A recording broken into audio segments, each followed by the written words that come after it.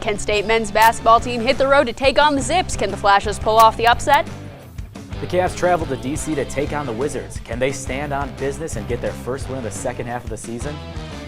10th-ranked Duke traveled to Winston-Salem to take on Wake Forest. Could the Demon Deacons pull off the upset? Find out as Sports Corner starts right now.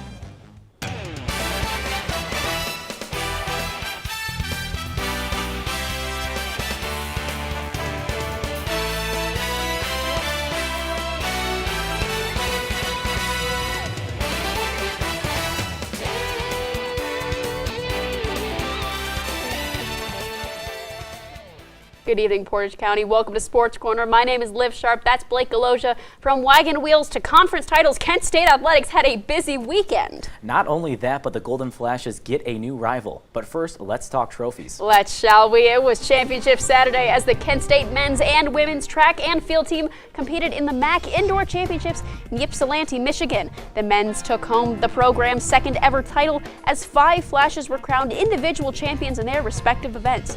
The women's team finished second after posting its best ever performance in a decade. Graduate student Gabby Bailey took home her second shot put crown. The Flashes will return in March as they focus now on the outdoor season. And the MAC was packed on Saturday afternoon as the women's basketball team took on that school down the road. Could the women's complete the sweep? Let's head to the MAC to find out.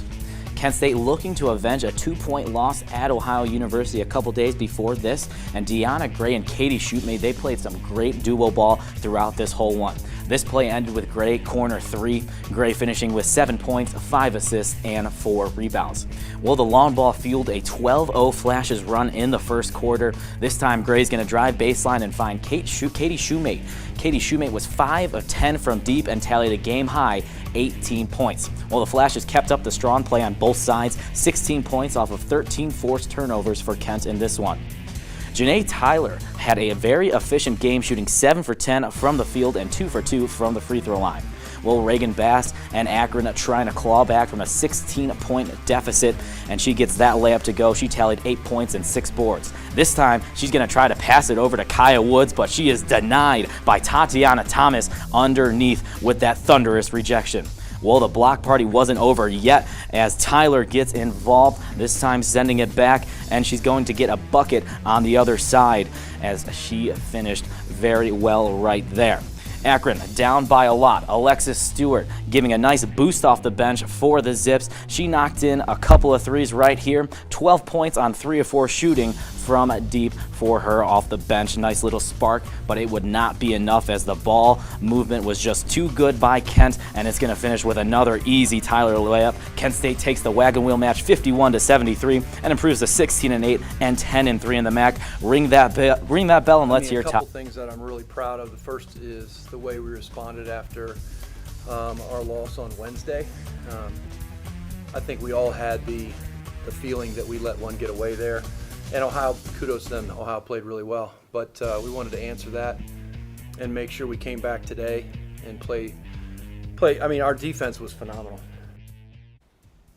The wagon wheel was doing circles this weekend because the men's basketball team traveled to James A. Rhodes Arena in Akron to take on the 1-seeded Zips.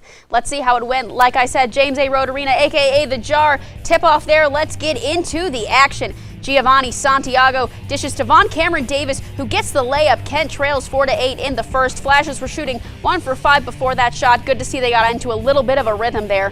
Reggie Bass with the rock. He is double teamed, gets it to Chris Payton. He passes it to Santiago in the corner, and he knocks down a 3. Kent pushing to stay in it, trying to hand Akron their third MAC loss and pull off the upset. Flashes on the fast break. Tyam Freeman outside the arc. That is money. There is ice in Freeman's veins, and the Flashes pull within 1 in the first.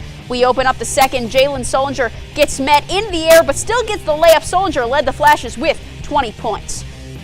Freeman swings it out to Santiago, who is good from 3 plus the foul, so he picks up the 4-point play. Kent down by 6 in the second half. Payton has the ball. He drives into the paint. He's going to get the layup plus the foul. Kent down by 2 with 11 minutes left to play, but Akron would go on way too many runs, and Kent was unable to fight their way back, so the Zips get the season sweep 83-70. Here's Coach Senderoff on the loss. We didn't defend in the second half the way we needed to come out with a win. You know, I'd give them credit for the things that they did. We've got to be a little bit better, but proud of our effort, and the story of our season is still ahead of us. The Kent State baseball team travels to Alabama this week to take on Troy for a 2-game series. After losing their opening series to North Carolina Wilmington and getting swept at the hands of Louisiana Tech, the Flashes look to get their first series win of the season against the Trojans. The first game starts tomorrow at 4, and be sure to catch the game on ESPN+. Keeping things on the diamond, the softball team traveled to Wilmington, North Carolina to take on Merrimack. The Flashes swept the series, winning 8-1 and 5-1. The offense was led by graduate student Julia Mazanek and sophomores Carly Despinese and Carly Penner with 3 hits apiece. The Flashes will look to continue their winning ways next weekend at the Ole Miss Classic. And the Kent State lacrosse team took on the Delaware Blue Hens on Sunday. The Flashes lost to a score of 18-4. Despite the loss, senior Jackie Wolford scored a hat trick as she now sits at 11 goals on the year. The Flashes led in draw controls, but Delaware led in shots on goal and ground balls. The Flashes will continue action on Friday as they visit Lindenwood. The Kent State men's golf team took a trip to the Caribbean on official business as they competed in the Dorado Beach Collegiate in Puerto Rico. The team is currently 3rd in the competition at 25 under par behind UNC Greensboro and Ball State. The last day of the competition is set for tomorrow as they look to take first place. And the Kent Grit era brings in a new addition today as Spencer Rimasuski joins the Kent State football team as a cornerbacks coach. Rimasuski joins Kent from Wisconsin, where he worked as a defensive and special teams analyst in 2023. Prior to working in Madison, he spent time in the NFL coaching defensive backs for the New York Giants. Kenny Burns hopes this will bring in a fresh, dynamic approach to the team. And the gymnastics team traveled to Central Michigan Saturday afternoon, escaping with a win. The Flashes posted their second highest road score of the season. The teams posted 3 9.9s on the floor, with graduate student Carly Franz posting a 9.925 and junior Alyssa Guns posting her 3rd straight 9.9 on the floor. The Flashes traveled to Columbus on Friday for the All-Ohio meet. We now welcome in our gymnastics reporter, Della Fowler. So, Della, the Flashes needed a huge victory, and they got one against the Chippewas. So what was different this week?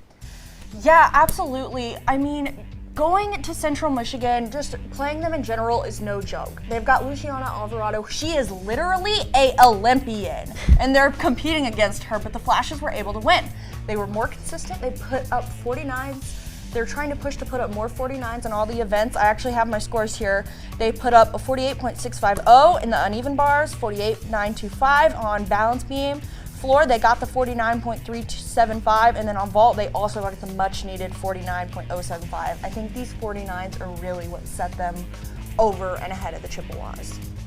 And on the topic of event scores, how about that vault score? Wasn't this historically one of the weaker events for the Flashes? Yeah, it actually was. So over the summer, the Flashes actually got a gym renovation, and they were able to include a foam pit where they practiced. So this gave the vaulters a lot more confidence in learning these events because they had somewhere soft to catch them when they land.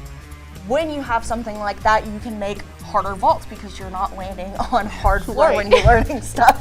You have somewhere soft to land. So I think we're seeing the impact of the new addition of the gym, and we're seeing it in full-fledged because they're hitting 49s, and that's the goal. Absolutely. And the Flashes have 2 meets in this upcoming week. What's the key to success when, you're competing twice in 1 week? Yeah, I think it will actually do the Flashes a favor. They're going to have multiple reps of competitive, being judged.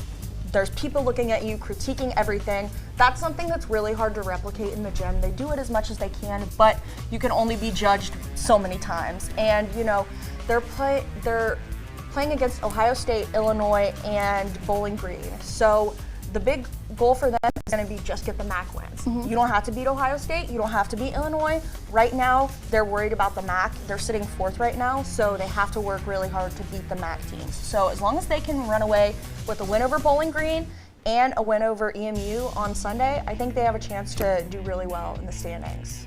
Well, thank you so much, Della.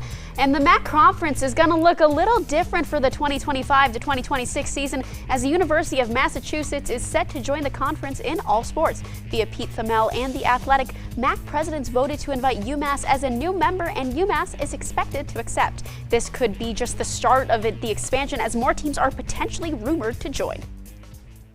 The Cleveland Cavaliers have started 0-2 since the All-Star break. Could the Cavs bounce back in the nation's capital? Find out when Sportscorner returns. I rescued Toast from a shelter in 2011. I love Toast because she's a lazy diva. Toast does whatever she wants, obviously. She's sleeping right now.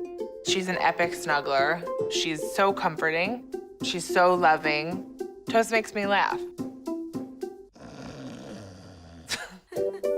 When I walked into the shelter, I knew right then that she was special.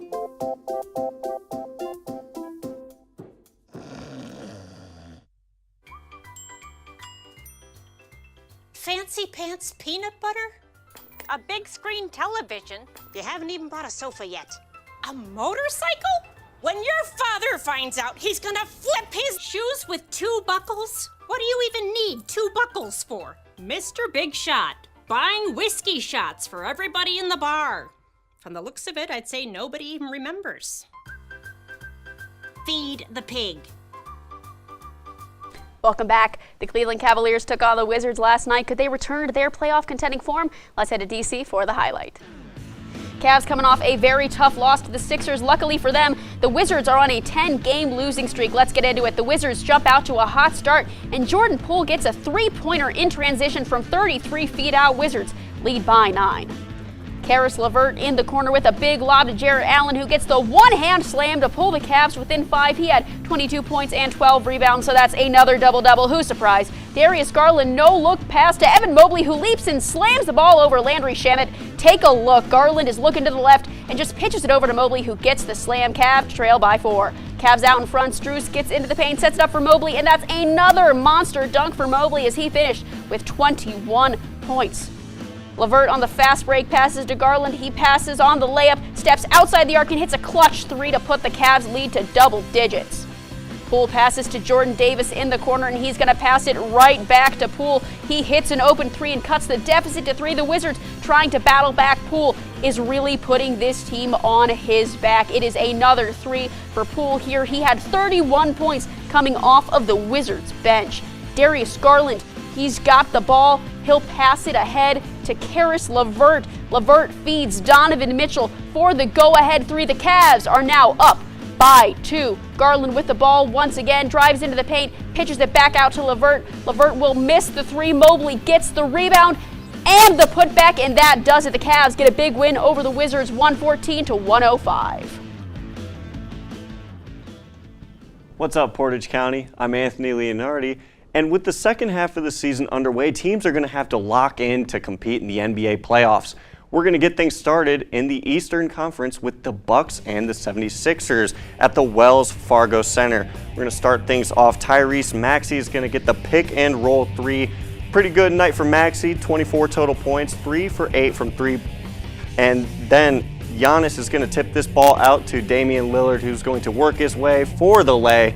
He makes a really good bucket there. And Dame again is going to use the pick and shoot a deep 3. Damian Lillard also 24 total points, 50% from 3. Now this play makes me think of the old LeBron James and Kevin Love plays they used to have back in Cleveland. Giannis trucks a Hail Mary and Brook Lopez is there to put it in at the end of the half. And from here on out, it's all Giannis. Here he is getting the and one alley-oop from Damian Lillard, who had 9 assists on the game. And then Giannis once again swings out to the corner and he's patient under the rim and gets it and one layup.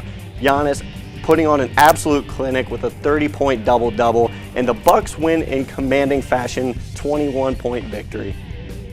And from an Eastern showdown to the West, LeBron and the Lakers coming in winning 3 out of their last 4, taking on Phoenix. Picking it up at the end of the first, Grayson Allen. He hit 6 threes in this one, including that at the buzzer. A perfect 3 for 3 from deep in the first. Lakers down 15, and D'Angelo Russell is going to cut it to 12 with the corner tray.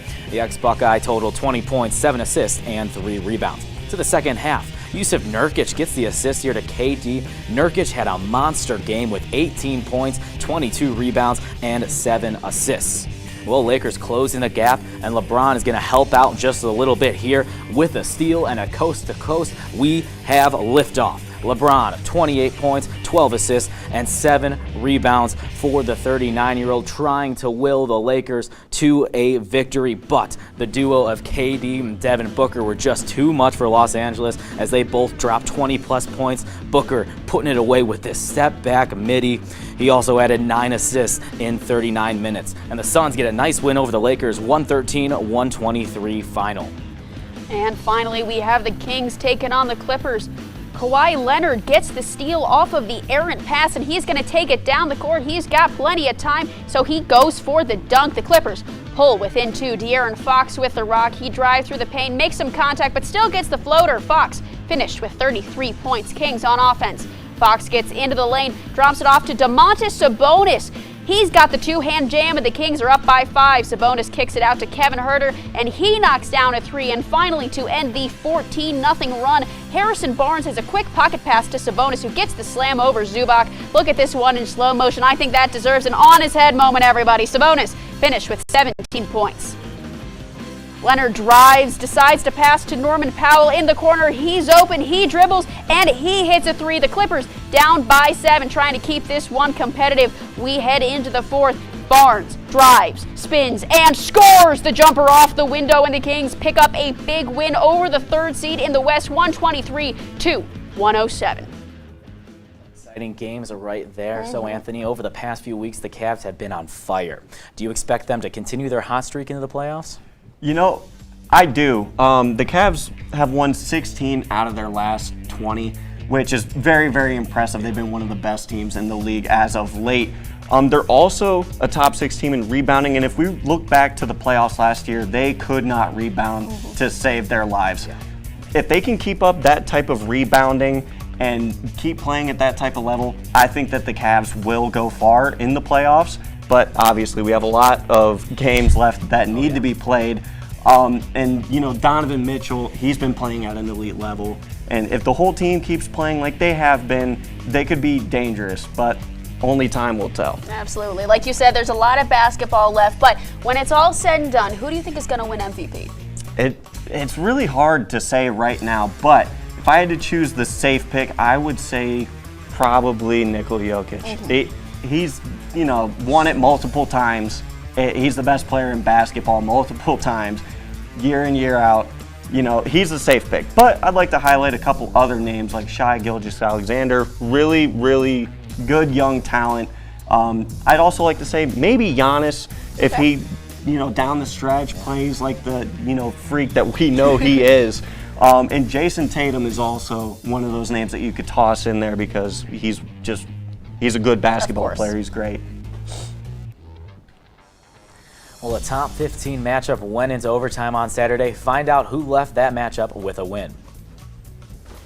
What to expect when you're expecting a teenager. Today we're talking about how to wake up your teen, and this works literally every time.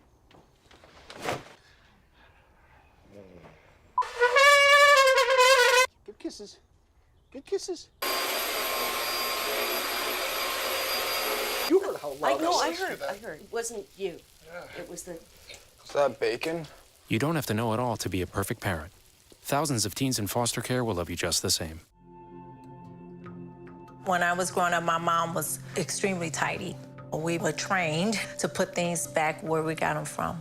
One day, when I walked into my mom's house, I felt like I walked to someone else's house. There was stuff everywhere. And just growing up the way I grew up and to see this transition was very alarming. When Sean talked to me, it was a wake-up call, and that's when I went to the doctor. Good evening, everyone. I'm Dom O'Brien, and Houston and Baylor lived up to the hype this weekend. But who comes out on top? Let's head over to Waco for the action.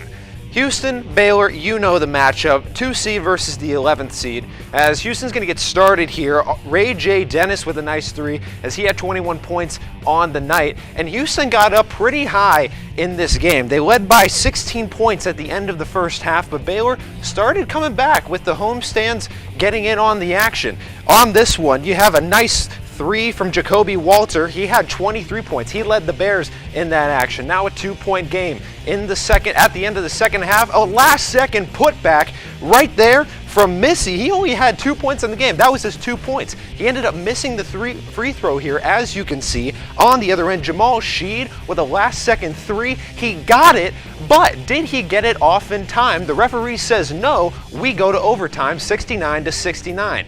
Now, Houston trying to take advantage here. A nice little floater from Javier Francis, floating it over Jalen Bridges. He had 8 points, and that is the victory, 82-76, Houston. Truly an excellent game. Now we've got West Virginia on the road looking to pull off an upset against number 6 ranked Iowa State.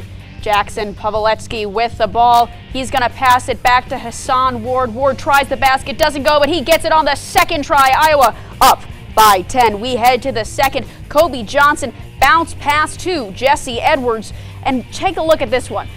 Edwards trying for the basket, but he has 2 men collapse on him. Take a look at the replay. Ward just basically falls on Edwards, but he still gets the layup. West Virginia looking to tie things up, and they go to Josiah Davis. He drives for the baseline layup, and he gets it, plus the foul. Harris makes the tough shot, and we are tied up at 48. The Cyclones take off on a 12-0 run. That's finished off with a Ward layup. Take a look here. He only had 6 points off the bench for Iowa State, but he had a masterful day. But it is Curtis Jones with the dagger. He goes coast to coast for the layup, and Iowa State stifles the West Virginia comeback to win it 71-64.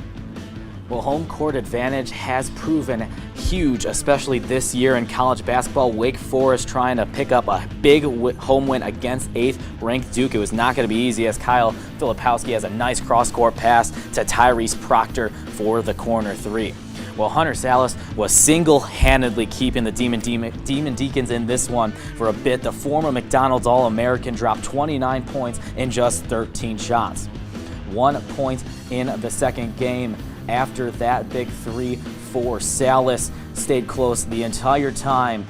Jeremy Roach gives Duke back the lead and the foul. Roach with just 16 points for the Blue Devils, and Wake Forest would get the lead back to 5, but Kyle Filipowski splashes the left wing three to cut it back to 2. He had 17 points. Well, last chance Hail Mary is going to be, after this play, 79-83 for Duke, and it's picked off, and Wake Forest with a huge win at home, and here come the fans. Looking at the men's top 10, look who's number 1. Houston catapults after their OT win against Baylor. Purdue jumps to 2 with the defending champs are now at 3. And on the rear side of the standings, Duke drops 2 spots to 10 after that loss at Wake Forest.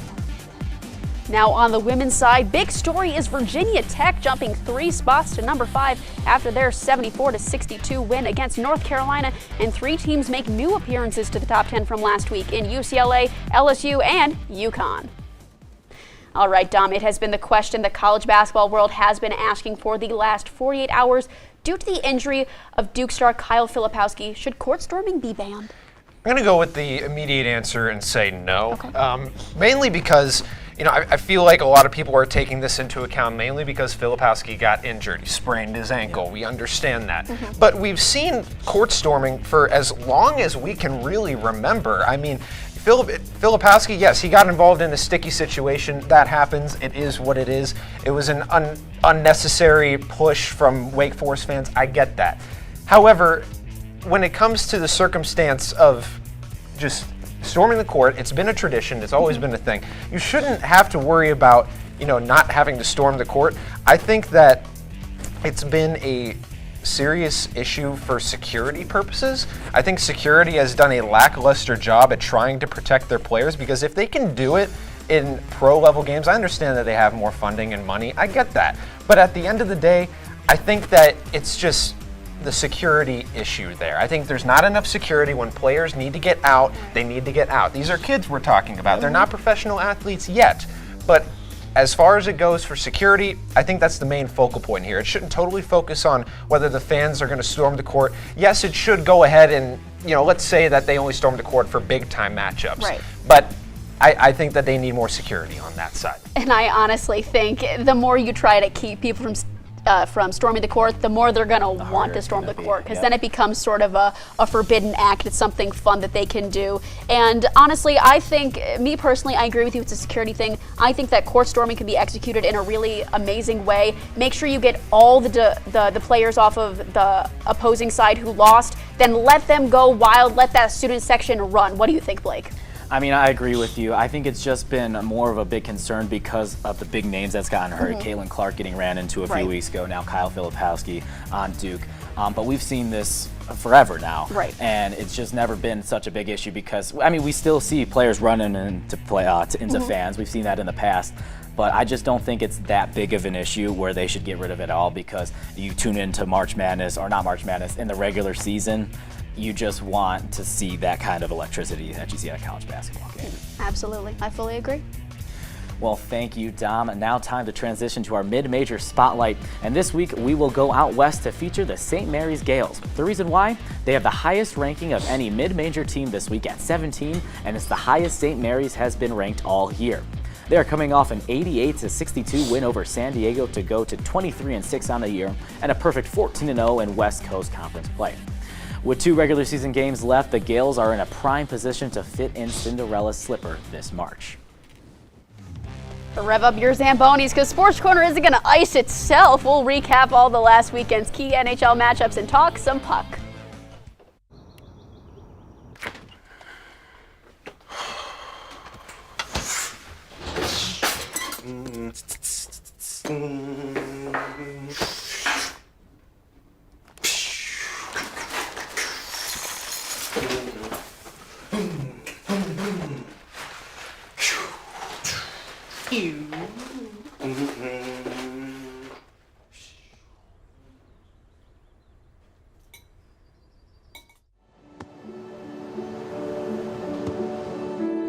I don't remember how it started. Go to that. Our back and forth. It always came back. Dad! You probably don't remember what you told me, That was perfect. but I heard every word.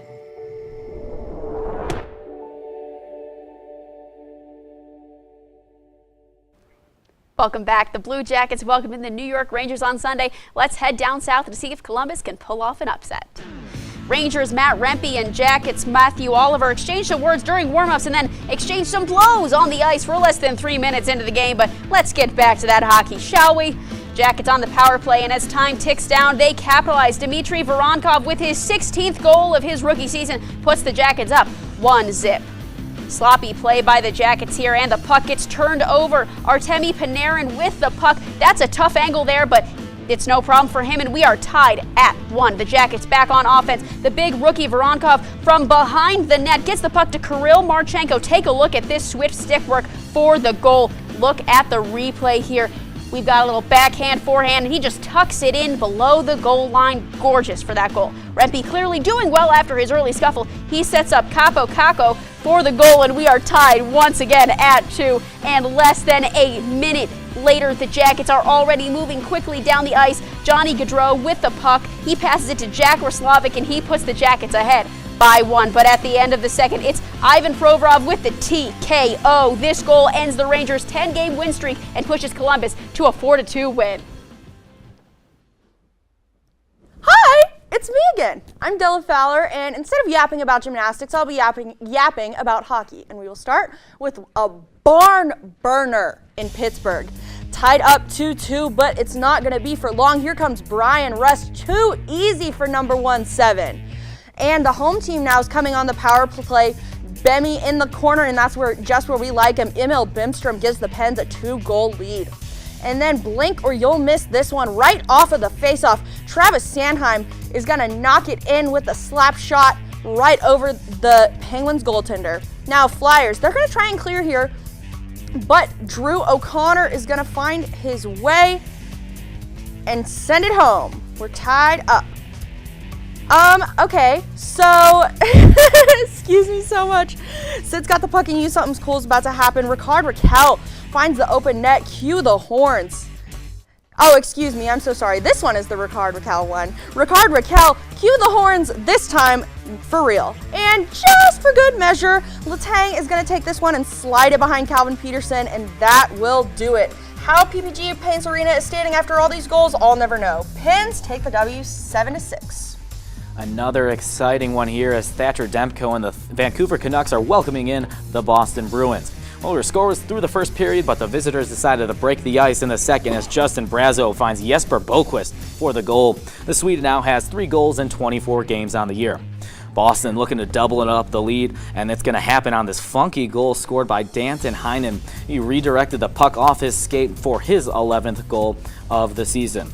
Well, more than halfway through the third, Vancouver finally is going to score off the faceoff. Brock Besser nets the one-timer to cut the lead to 1. Well, 1:15 left. The Canucks pull their goalie, and the extra man ends up paying off big as Filip Hrenek sends it on and puts it in. And to overtime we go. It has not been good for Boston as they've been in 4 straight, but they have not been on the good end of them as Brock Besser seals the comeback win for Vancouver 3-2. Let's finish this up in Buffalo, where the Sabres are hosting the Carolina Hurricanes. Michael Bunting with the puck. He passes it to Tony DeAngelo, who beats Ukko-Pekka Luukkonen for the Canes goal. They lead it 1-0 in the first period. Buffalo on the power play looking to even things up. Dylan Cousins takes a shot on goal. Spencer Martin gets the save, but Jeff Skinner gets the rebound and the goal to tie things up at 1. Now it's Carolina on the power play. Jesper Fast sees Martin Necas all alone and passes it to Necas, and the Canes go up by 1. There is a whole lot of red surrounding that net. Peyton Krebs with the puck behind the net. He skates around, passes to Owen Power, and we are now tied at 2. You know what that means? We are headed to OT and then a shootout. Casey Mittelstadt, skating for the Sabres, takes his time, eases up to the goal and smashes it. But the Canes have a chance at redemption. Let's take a look at this Necas shot. It's blocked. Luukkonen gets the save, and the Sabres win it 3-2 in the shootout. So Della, we've done plenty of playoff predictions, but who is your team that's more of a dark horse? Yeah, absolutely. I'm going to have to go with the Red Wings. They're hot right now. They're on a 5-game win streak. Patrick Kane just came back in the game against Chicago, gets the OT winner. DeBrincat's amazing. DeBrincat and Kane alone have 9 points together just on the weekend. I think they're really hot. You know, a little bit of goaltender issues, but hopefully they'll get it together. And I think if they keep going how they're going, I think they could do really well in the playoffs. And we've seen some new rookies coming in. One in particular is making his name known. So Della, is Matt Rempe like that? He might be, okay? He's huge, he's chippy. This is a kid who loves to tussle. He was born and raised for old school hockey. However, unfortunately for him, it is 2024. And we have a lot more rules about fighting and all that kind of stuff. But what does he actually add? He's got a goal and an assist in 5 games, and he's got 3 fights in 5 games. So he has more fights than goals or assists together. So, I mean, there is a power of having an enforcer on the ice, but it's something that's so rare because of the evolution of the game. So I think we'll see how he turns out. He's on the Rangers, which is a very physical team. They love to fight. So I think it could turn out really well for him, but we'll just have to wait and see. We need more time. Well, lastly, Della, who surprised you this week in hockey? Absolutely the Columbus Blue Jackets. Yeah. I mean, we saw it in Liv's highlight. The Russian line has been going crazy all season. Voronkov, Krill, the Thrill, Marchenko. I mean, they're fabulous. The Jackets, obviously, not a playoff team. Not a playoff team this year. Sorry, Columbus fans. But in this game against the Rangers, I swear it was the best the Jackets have played all season. Everybody was communicating. I don't know what they did, what the secret sauce was, but Command C, Command V, Jackets, because that game was freaking awesome. I wish we saw more of that from them. Well, thank you, Della. With the combine around the corner, our own Ryan Shanko is back breaking down a player who has a huge potential to tear up the NFL. The black truck? Hey, Christina from accounting. Yeah, hi. Hey, I used to date a girl named Christina. Oh, really? Yeah, and then she dumped me for my best friend. You want to see some photos of them that I took? I don't. I thought we talked about this, buddy. Buzz and overshared again? Yeah. Yeah. I'm gonna call a car. That's a smart idea. So yeah, I know, that's why I did it. Hey, you're gonna get back to the top of the mountain. Does that mean I'm gonna get back with Christina? No. Oh. No. Not completing high school is more of a social thing than it was an academic thing. Even though all these years have passed, I still had that longing to have my diploma. I have a mentor, and she convinced me to continue my education. No one receives a diploma alone. If you're even considering getting your high school diploma, go get it. You can do it. Find free adult education classes near you at finishyourdiploma.org. Hey everyone, my name is Ryan Shanko, and yeah, it's Monday night, so that means it's deep dive o'clock, and tonight we're going to head down south once more. We're going to take a look at Florida State's Jared Verse. Now, Jared Verse, he's from Dayton, Ohio, actually. A little bit of a hometown story here as we are in Kent, but he started his college career in Albany. He was a Great Dane for a few seasons. He won the CAA Defensive Rookie of the Year in Albany, and it just blows my mind how under-recruited this guy was. As soon as he transferred to Florida State, he made that impact, that all-star impact right away. He is an All-American 2 times in both of his seasons as a Seminole. He made the All-American teams. And let's just talk about this guy. I think he's going to be a first-round pick. He's 6'4", 260, and a little bit of a hair in the soup with him is he's 23 already. He's going to be 24 in the middle of his rookie year. But, I mean, now that we know a little bit about Verse as a guy, as a player, his journey, let's take a look at his strengths and weaknesses. Now, I think for Jared Verse, strength is a big plus to his game. He has rip-through and club moves that are just phenomenal. He is extremely strong. He's very effective at trying to swat down a tackle's hands. And on top of that, he's a really versatile guy. He can play off the edge and also from multiple stances along the D line. And when he does get to come off the edge, he has a really great bend to his rushes, and he doesn't really get pushed up the arc by offensive tackles all too much. He bends around them, gets underneath that outside shoulder, and can rush the passer. And once he gets his hands on a player, whether that be a running back, wide receiver, tight end, or a quarterback, I mean, he rarely ever misses a tackle. He is an absolute vacuum as a tackler. He also, another good thing he does as a rusher, he does a great job slanting through the offensive line. He doesn't need to only rush off the edge. So what I really mean by that is if he lines up more, it's like a 3-tech inside of the edge of the defensive line, he can kind of stunt outside and then slant back inside to get through the quarterback. Sometimes that can confuse a guard or a tackle, especially if they think he's going to be coming around the edge, to have him move back inside with a lot of speed and an effective sort of swim move or rip-through move. That really, really makes a big difference. And outside of pass protection, I think his run development, his run stopping is really, really strong. But overall, I mean, he's a game wrecker. He's got a nose for the ball, and he's constantly in the ball's vicinity. He's just a relentless player. But like we do every week, we've got to talk about the downsides to him as a player. He currently weighs in about 260 pounds, which isn't really too much of a problem in the NFL, but I do think he could get a lot faster if he goes down to 245 to 250. I think that would help him to develop a better dip to aid with his bend along the edge. I think if his pad level can get lower, he can be a better edge rusher. I think he can be a little slow off the line on some plays, especially on long drives. If it takes him 1 to 2 steps to really get into his pass rush, that can be a bit of a problem. And I mean, when his burst is there, it's fantastic. We just don't see it consistently enough. I mean, on top of that, some of his pass rush moves are a little underdeveloped. And when he gets stuck in the open field, that can be a little bit of an area of concern. But I mean, overall, I mean, I see a guy who's a really good instant impact player. We talked about his age. When he's 24 in the middle of his rookie year, that can limit his development just a little bit. But being on the older side isn't an inherent negative, because what you see is what you get with a player. And I really think you're going to get a powerful game-wrecking edge rusher, and it's a guy who's going to go in the top 12. I really think he's going to fit well on any team that takes him. Any team that needs and has a need at the edge rush position should look to get a guy who's going to slot in day one and play 40, 45 snaps for you every single week and be a double-digit sack guy at his rookie year. So, guys, thank you for taking this deep dive with me. This has been The Deep Dive, and I have been Ryan Shenko, TV2's premier NFL draft analyst. Let's throw it back to the desk. Thank you, Ryan. And speaking of football here in the States, German TV decided to put a fun twist on the game during Super Bowl weekend, and highlights surfaced on social media. What you're watching is, simply put, ice football. It's the same rules that we know and love, except it's played on a sheet of ice with no skates, just bowling shoes. So slips are inevitable. 4 teams compete in 6-on-6 football, as squads are made up of German celebrities.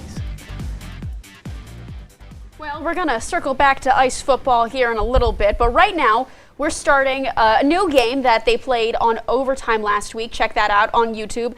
We're guessing the player. What we're going to have up on the screen here is we're going to have where the player went to college. No, we're going to have where they played previously in the NFL, and we have to guess who that player is. So right now we've got an NFL wide receiver, played with the Browns from 2012 to 2018, Patriots 18 to 19, Seahawks 19 to 20, Chiefs 2021, and the Tennessee Titans in 2022.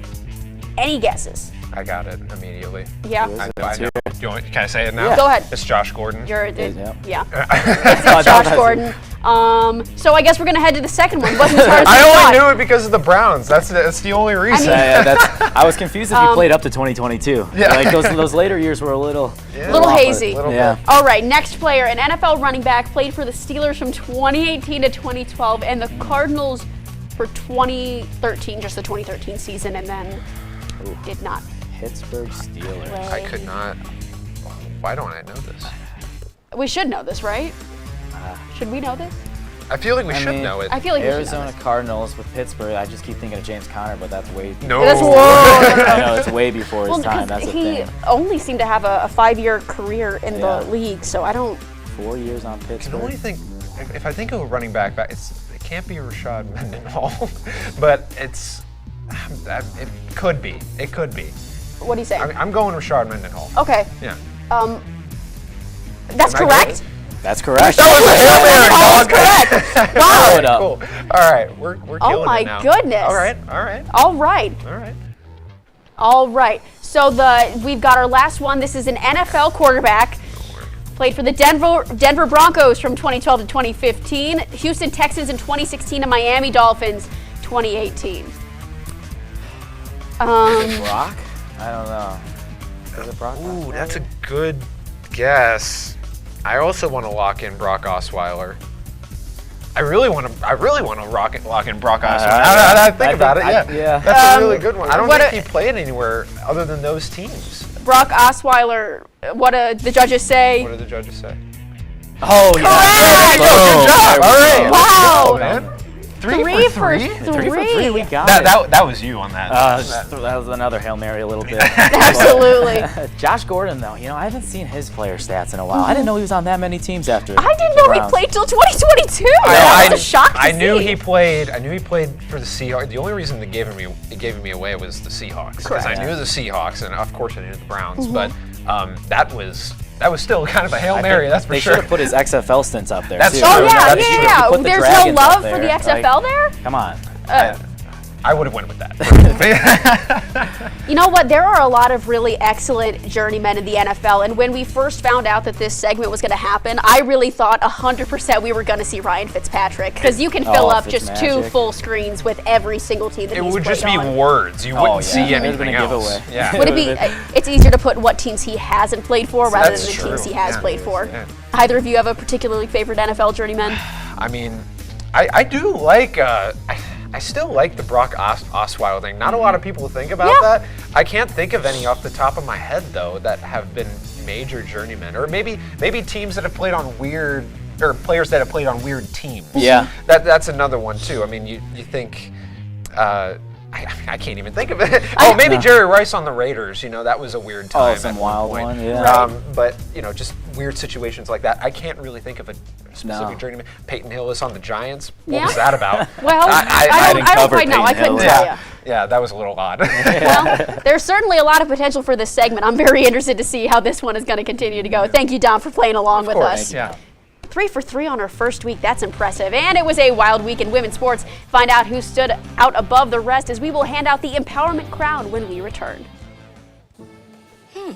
Maybe you can make retirement happen. After all, you made her college years happen. Opening that education savings account when she was little. Spearheading a campus tour. And another, and another, and another, and another. Bam! Deciphering financial aid. She was like, what? And now she's like, you aced planning for college. Now get the tips you need to get on track at aceyourretirement.org. Meet the Scan, a simple procedure whose mission is to detect lung cancer early.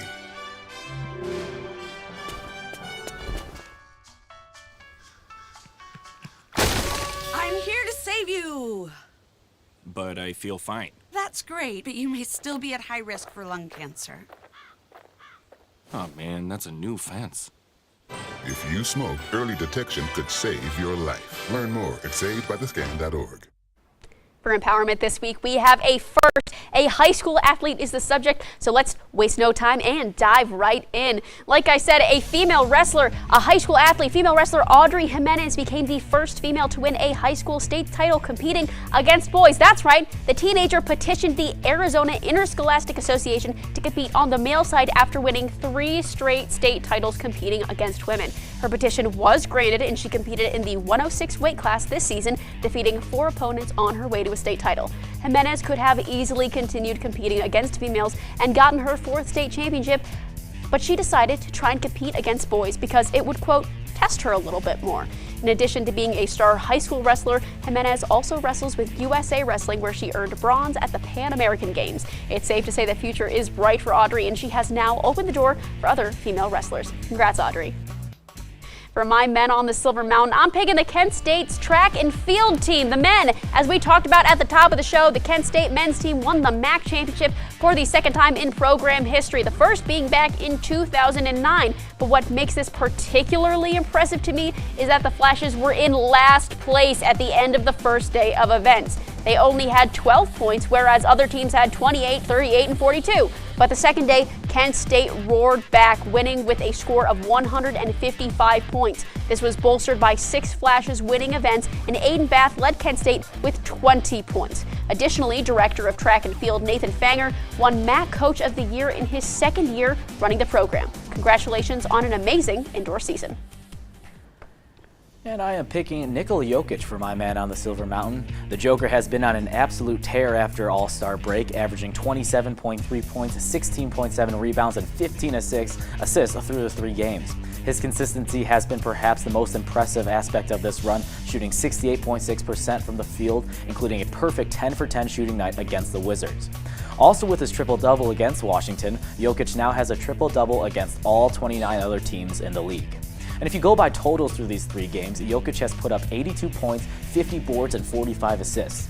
He is only the second player in NBA history to have at least 80 points, 50 boards, and 45 assists in a 3-game span, joining who else but Wilt Chamberlain. He did it back in 1968. The Nuggets went undefeated in that stretch and are now sitting just 1.5 games out of first place in the crowded Western Conference. And according to DraftKings, Nikola Jokic is now a -160 favorite to win his 3rd MVP award. And welcome in to Blake's Best Bets. We got an NBA game at 10:10 starting. It's Miami Heat versus the Sacramento Kings. Now Miami is going to be without Jimmy Butler tonight. He got suspended because of that scuffle versus the Pelicans. So we're going to go with Bam Adebayo to have a big game. He had 16 in the first meeting, and he was the leading scorer behind Butler, who had 31, so he should play a lot more minutes and take up some of those Butler points to get to 20. Now, the Kings are also coming off a tough back-to-back. They did beat the Clippers yesterday, but it was a tough one with a lot of scoring, a lot of running. That's what you have to do against Los Angeles to win it. So they win that one, but coming off a back-to-back, historically, very hard to win both of them. For my other aspect of the parlay, I'm going Kevin Huerter, 10+ points. He's done that in 7 out of his last 10. He's been getting a lot of minutes, and Bam will defend Domantas Sabonis well, so others are going to have to step up. And another guy I like to look at here, Keegan Murray. He had a big game against them the first time around against Miami. He dropped, it was 33 points in that one. Miami did still take that game against Sacramento first time around. I think they're going to keep it close here, so I like to take that plus 7.5, but without Jimmy Butler, Sacramento could sneak by with a close win off of a back-to-back. You parlay those, $10 to win 42.45. Those odds sit at plus 324. Like I mentioned a little bit ago, we're going to come back to ice football now. Like Blake mentioned, the whole premise is it is German celebrities competing in this. So we are going to draft American celebrities. So what we're going to do, we have everyone in the studio who's been on the show tonight. We all drafted 3 players who we want to be on our team, 1 captain who was an actual NFL football player, and a coach. Coach could be anybody at all. It's important to note, we have no idea whose anyone's teams is or are, so this is a live reaction to everyone. I'm going to start off first. My coach, I'm going with Shane Gillis. Now, if any of you watched his SNL episode, you understand this. He said during his opening monologue, he believes he was molded by God to be a football coach. So who else to coach my team than, Shane Gillis? My captain, Myles Garrett. That would go without explanation. And then for my players, I have Apollo Anton Ono. For those of you who are like, I don't know who that is, you should. He's the best speed skater in the world. Then, of course, I have Dwayne "The Rock" Johnson. You need some muscle up in there. And then Megan Thee Stallion. Yes! Megan has some of the most intense workouts on Instagram I have ever seen. I simply think that this team is elite. I honestly think that they're winning anyone they go up against. But, let's see. Blake, what do you got? Who do you got? So I like those picks a lot, but I think you went a little too much on the speed skating because these guys got bowling shoes on. Apollo Ono's not going to be able to speed skate with bowling shoes on. I went with the big boys. I'm taking Trent Williams, the left tackle. Who's stopping him if you give him the ball? Coached by who else but Sydney Sweeney. She is going to get the boys rallied around her.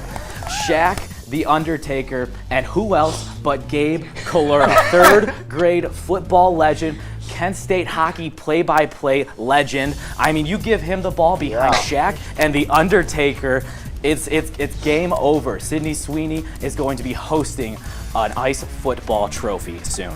For those of you who don't know, Gabe Kalura is our sports director. Yep. Let's send it over to the couch. Let's start with Ryan Shanko. Shanko, what are your picks? Oh boy, guys. So, the criteria did say that they all had to be human, but I wouldn't stretch that just a bit. My coach, cheater, Arceus, the god Pokemon. He's omnipotent, he's omnipresent, and he is going to be quite possibly the greatest coach in the history of anything. He exists in a realm outside of this dimension. He created his own reality, and his reality on that ice is winning. And now, my captain, you see the Notre Dame tie. Gotta go with my boy Sam Hartman. Shout out Notre Dame football. We're going from Arceus to Sam Hartman, and if you don't know about it, look up Sam Hartman mustache. You will not be disappointed. What? And now, to fill out my team, we have the country singer superstar Morgan Wallen. Doing things one thing at a time out there on the ice. We have King Tut. He brings kind of like the money side, the financial side to this team. A lot of gold. He's not alive, but his tomb, very deep under the pyramids of Egypt, it's filled with treasure. And we finish out my team with Abraham Lincoln. He was 6'6", and his top half made him probably 6'10". I have no doubt he would have been a weapon on the ice. So that is my team. Good luck. Hey, good luck to everybody else. I really do wish you luck because I have an omnipotent God as my coach. So, hey, what do you guys got? What do you guys got? Please talk to me. I also have an omnipotent, I don't know what that word is. Omnipotent. Omnipotent God everywhere, as my coach. all the time. My coach is Abby Lee Miller, okay? She produces champions. When has Abby Lee Miller lost? When? I got Abby Lee in a bad cop, okay? Good cop, Jason Kelsey. Yeah. This guy, obviously, we know he's dang good at football, but he also played Oh my gosh, say words, Della. He also played hockey in high school. Okay, so this guy knows the ice. Are we playing hockey or are we playing football? We're playing ice football. Ice. It's ice related. Anyways, let me have my moment. It's isolated. Anyways, okay, my team. Captain, coach, I got a good cop, bad cop thing vibing. Okay, Carrie Underwood, have you seen her quads? That's all I have to say. Have you seen her quads? We've been waiting all day for Sunday night. She knows about the ball. She knows football. She waits all day for Sunday night. She of course does she knows ball. every year. She waits a lot for Sunday night. Patrick Dempsey, I got him in there solely because he kind of looks like Patrick Sharp to me, and I didn't want to build a team of all women. But I think Patrick Dempsey can do it. You know, he's McDreamy. He's gonna reel him in and knock him out. Is Jason Kelsey a woman? Of course, winning in the end is the woman herself, Tanya Harding. Oh my okay, God. this girl is gritty. Okay, Oh my God. I am not worried about Tanya Harding. Della, can you do the gritty? Can you gritty? No, I will not gritty. You know who will gritty though? Tanya Harding. When she all of Nice. All right, I don't really know who's next. We're gonna have to wait and see. Okay. All right, it's me. So, for my captain, we have the greatest player to ever step foot on an NFL football field, Tom Brady. 7 rings. That's a lot of hardware. All right. So that's gonna be my captain. Now for the coach, we need this team to run through a brick wall. Dan Campbell, perfect option. His players they'll do anything for him. They love the guy. So that's who I want running my team. Now, we're talking ice, the great one, the best ever touched the ice. I want him on my team, Wayne Gretzky. Then, the tribal chief, Roman Reigns. You say, Anthony, he's the WWE Undisputed Universal Champion. What does this have to do with football? Well, thank you for asking, because Roman Reigns did play football before he was in the WWE. And speaking of football before WWE, look up the Georgia Bulldogs in the 90s. You will see none other than Bill freaking Goldberg. All right? He's going to bring that intensity. He's going to headbutt the locker room door before he walks out, and he is going to crush the opposition in less than 3 minutes. All right? Okay, Leonardi, I have a question for you about your team, though. Your coach is Dan Campbell. How many championships has he won? Oh! Stone We're not going to talk about that, all right? Just had to put that We out want to there. talk about championships. Roman Reigns, how many times has he lost his championship in the past 3 years? I don't know wrestling, so All right, I couldn't tell you. all right. We got to get some serious business. Okay. This is my team. All right. What? All right. What? So Hey, You might Lucas be Van thinking, Yeah. who the heck are you talking about? Okay, but we're gonna start off with the captain. Okay, Captain Lucas Van Ness. Okay, he played high school football. Or played high school hockey. He plays football in the NFL for No the Packers. way. A Really? rookie. Yeah, he does. Shout Some out. people might not know that. You never know. Go, Pat, go. Lucas Van Ness, Go, fantastic Pat, captain. go. He's gonna lead them in the right direction. Coach Kenny Burns. Who else are you gonna pick? All right, who else are you gonna pick? He's gonna lead that team in the right direction, whether they win or lose. It does not matter. They are going to get them going. All right, next up, first player, Mitsubishi White Bear. If you don't know who I'm talking about, then you got to look up a Mitsubishi car commercial showcased by the Minnesota Gophers, the White Bear. He was a magnificent performer on the ice. Did not fall once. Absolutely grazed upon the ice like a beautiful ice skater. It was phenomenal. Second player, Dan Griffin. Dan Griffin. I mean, he's going to do so well, and he's going to alongside Kay Burns, he's going to lead that team in the right direction, but he's more so going to take this team and elevate it to a platform that no one has really ever seen, and he's going to knock your God out of the park. All right, last up. I'd like to see him try. Jack Burney. If you don't know who Now, Jack Burney is, Jack Burney was Jack kicked down Burney RCS. was I the old. He know was that. the previous sports director before Gabe Kalura. So it will be sports director versus sports director, whether you like it or not. Jack Burney is going to take. Here's this bear if you need to see. Yes, that is the bear.